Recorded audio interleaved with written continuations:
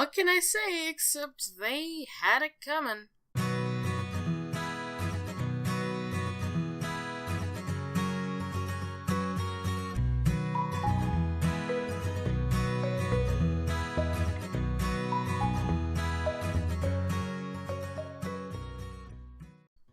Everybody's familiar with the Ku Klux Klan, right? They're one of many racial supremacy nationalist groups in the US, and probably the oldest one out of all of them. Cross-burnings, harassing minorities, primarily black people, lynchings, all that abhorrent shit. Well, this weekend, something absolutely hilarious and amazing happened. This is James Hart Stern. He's 54 years old, lives in California, and has just single-handedly taken over a Virginia branch of the KKK by getting their former president to hand power over to him. That's right, a black man and civil rights activist took over a branch of the KKK.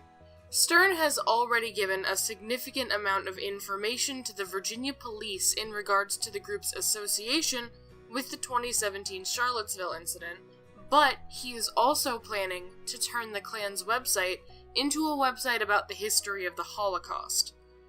I would think a majority of people can see why this is hilarious, but the story gets even better. See, to truly understand how awesome these events are, you have to understand how Stern came to know Shep, the former Virginia Klan president. The following is a segment from the Washington Post on the story.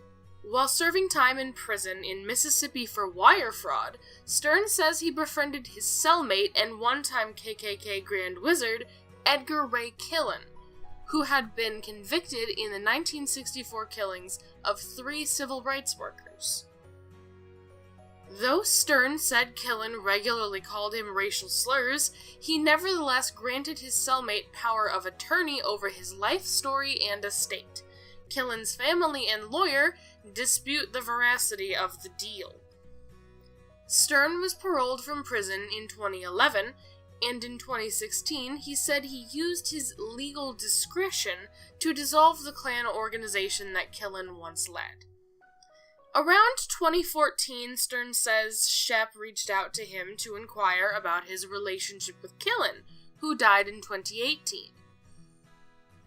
Shep denies that account, saying Stern made first contact on the recommendation of Killen. He said Stern reached out to talk about his mission and aid racial reconciliation in the US.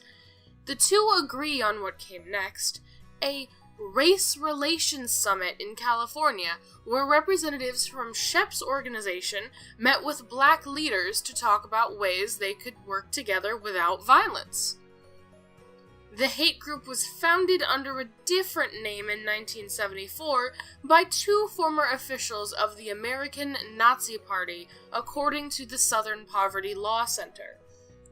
Shep took control of NSM, the name of his branch of the KKK, in 1994, and was responsible for growing its membership and brand, which was waning by the time he met Stern in 2014. The two described fostering a strange kind of relationship over time, though they remember it differently. Shep said they talked only occasionally, and mostly about whether they should host another race relations summit and where it should take place. Stern claims their conversations were much deeper. Though the two remained firmly entrenched in their political camps, Stern said they also engaged in regular debate about the Holocaust, the ugliness of the Nazi swastika, the fallibility of Shep's white nationalist ideals, and, most critically, the fate of his hate group. The goal, Stern claims, was always to try to change Shep's mind. Stern was never able to fully convert Shep to the other side, but when a Charlottesville anti-fascist sued Shep and the NSM, he approached Stern for advice. Shep felt unappreciated. He felt left out of the wider white nationalist movement. He was stressed by the lawsuit. He needed an out. Stern's solution? He advised Shep to give him control of the NSM. And it fucking worked! This is absolutely beautiful to me. Stern saw an opportunity to make a positive change in the world, and even though it was incredibly dangerous, he took it. That's beyond admirable to me. His current ongoing plan is to use the former nationalists' resources to offer a reclaimed space for Jewish organizations. This is incredibly noble, and a really good endgame to have in this situation. Mr. Stern, if you're listening to this, you're a fucking hero. If you're ever in San Joaquin County, I'd love to party with you sometime. And with that, goodbye everybody. See you guys next video. Hey everybody, End Card Patch here, and I'm sorry it took me a while to get out this video. Things have been a little bit rough lately. If you want to support my content, why not become a patron on Patreon? The names above are the names of people who are already supporting me, and I'd love to add you to the list. Or, if you can't really afford to be a monthly contributor, why not toss me a couple of dollars on Ko-fi? Every dollar given helps. Want to see more of my stuff? Why not watch some of my other videos, or follow me on my social media? Links to my Twitter, DeviantArt, Tumblr, Instagram, and everything else down below. Check out some of my other content here.